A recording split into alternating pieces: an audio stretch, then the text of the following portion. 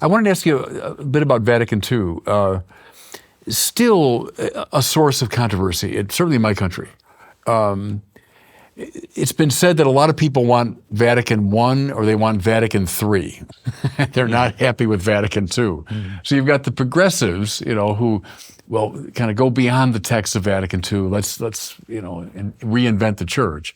And then you have the radical traditionalists in our country that are also uneasy with Vatican II. They see it as betraying the church and so on.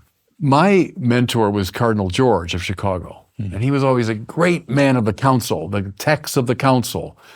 Didn't like Catholic progressivism, didn't like rad-tradism, we call it, radical traditionalism, and felt that in many ways we haven't read the texts of Vatican II adequately. We haven't received them adequately.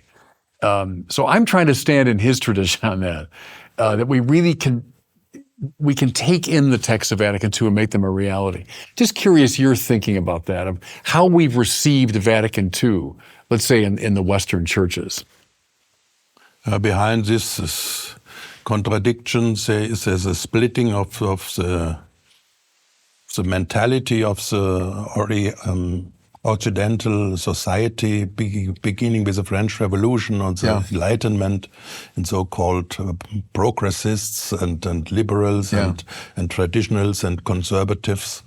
But this is ideological splitting. The question in the church is the truth, revealed truth in Jesus Christ.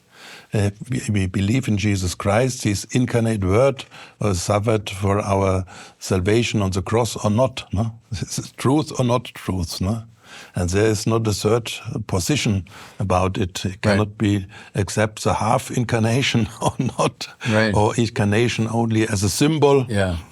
But what was the reaction of the Church to this splitting of the conscience of the Occidental society, and then thinking on the history of thinking was to going back to the golden age of the medieval times, or what was not a reality of the medieval, was only a dream. And the other, what we have to make, to take over the modern philosophy, and we have to change essentially the Christianity for being accepted. I think both parts are the effect of a basic wrong hermeneutic. No? We have to be faithful to the revealed truth in Jesus Christ, but we have also to proclaim the gospel in the pattern, the thinking, the philosophical conditions, and industrial or the modern forms of communication, these modern forms. So it is a way we have to proclaim and to present and to reflect the gospel. And therefore, I think Pope Leo is going very cautiously to overcome this internal splitting, because these